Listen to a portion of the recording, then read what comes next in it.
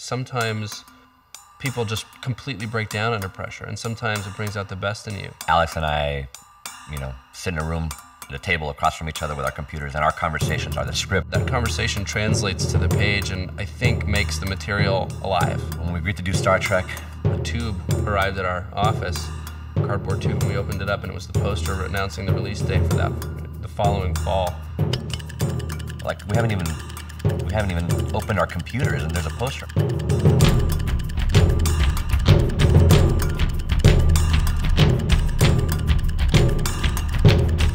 The racing spirit. Well, the racing spirit there is definitely a ticking clock.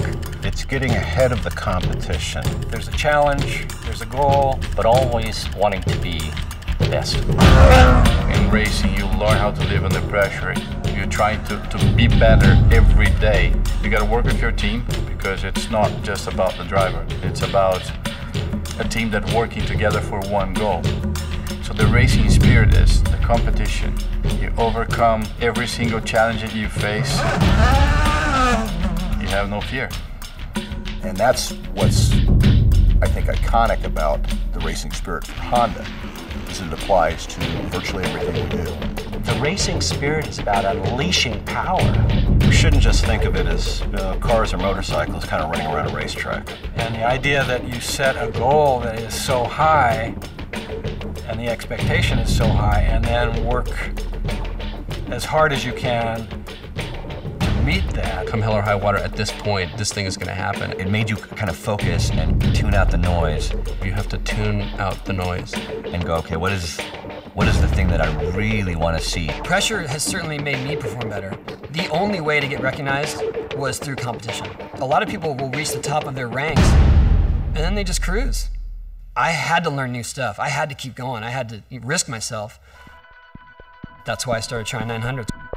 To me, that was the holy grail. A 900 is a skateboard trick. It's basically a 2.5 spin in the air. The X Games came around 1999, and they had a best trick event. 20 minutes on the ramp, do your best trick. While I was doing it, I didn't care if it counted. I didn't care if there were no people there. I was either gonna make that thing or I was gonna get taken out in an ambulance. FCX クラリティの開発責任者をやっています。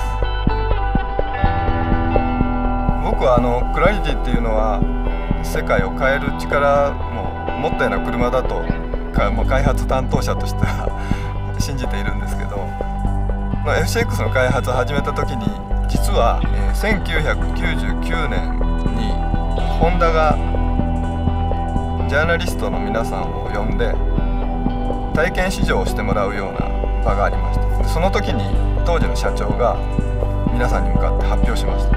ホンダは2003年に燃料電池自動車を実現します。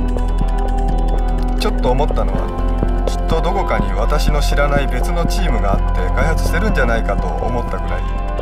でも実際は自分たちのプロジェクトで。I think that's what separates the people who succeed and the people who don't. Those who can really do it when it absolutely counts and pull it out when it seems like all odds are against you.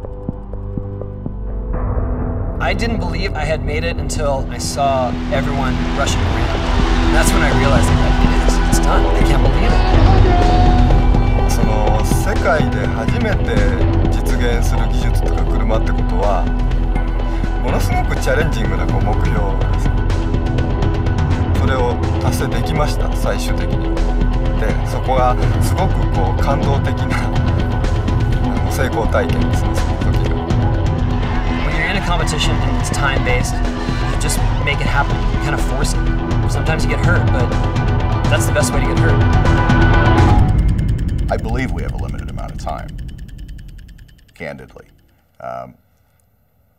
No one can tell us when we'll run out of oil, but we will.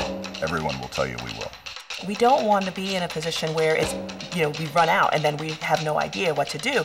What we want to do is start thinking proactively, like how do we do this? When you ultimately do have a 40-year supply of oil, it takes about 10 years to turn over the fleet, and you need some years to develop your alternative. Maybe you need 10, 15, 20 years. So maybe we've got 5, 10 years before we've got to go all out. It's a race, but with any race, it's an opportunity to come up with something new, to provide solutions. We're going through this incredible transitional shift, changing and really challenging the dynamics of what we view as fuel.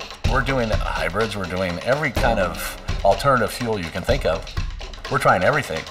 We developed and launched a natural gas-powered Civic. There's an electric car, there's a solar car now, a fuel cell car. A hybrid could be a hybrid of anything. Algae is very exciting, third generation biofuel. Why would you put all this effort into a technology you're not even sure if people will adopt or use?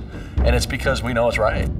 そうするとじゃあ次の100年どうしようかっていうことを考えた時にもっと先ももっと明るい未来があるんだよっていうことが示せる。You can't do it alone. You can't do it as one company. There's technology that's not ready. There's infrastructure that's not ready.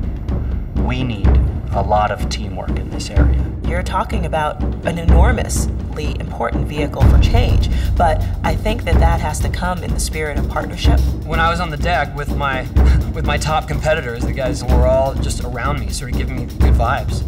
In that, there's teamwork that they want to see this accomplished because they knew that this would be a milestone for what we do in general. And at some point, there's a lot of camaraderie among the competitors, and that's a beautiful thing. I think in our business, ticking clocks are actually very important. When you're under pressure like that, it forces you to give your best answer. The Stone Age didn't end because people ran out of stones. And it'd be great if we can end the oil age, not because we run out of oil, but because we find something better.